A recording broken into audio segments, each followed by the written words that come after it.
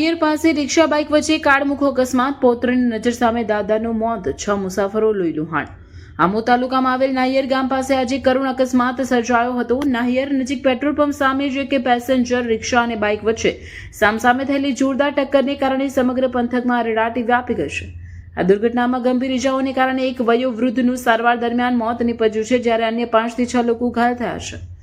પ્રાપ્ત વિગતો અનુસાર વાગરા જંબુસર રૂટ પર દોડતી મુસાફરો ભરેલી રિક્ષા અને બાઇક વચ્ચે અકસ્માત સર્જાયો હતો।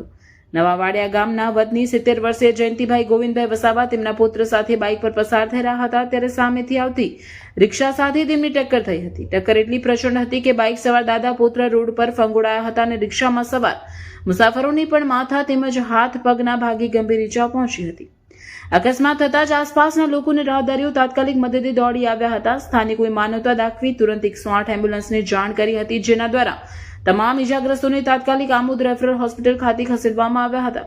કમનસીબે ગંભીર રીતે ઘવાયેલા જયંતિભાઈ વસાવાએ હોસ્પિટલમાં દમ તોડ્યો હતો। હાલમાં અન્ય ઇજાગ્રસ્તો સારવાર હેઠળ છે અને તેમની સ્થિતિ પર તબીબો દેખરેખ રાખી રહ્યા છે। પોલીસે આ મામલે અકસ્માતનો ગુનો નોંધીને તપાસના ચક્રો ગતિમાન કર્યા છે। અકસ્માત કયા સંજોગોમાં અને કોની ભૂલથી સર્જાયો તે જાણવા માટે કાયદેસરની કાર્યવાહી હાથ ધરવામાં આવી છે।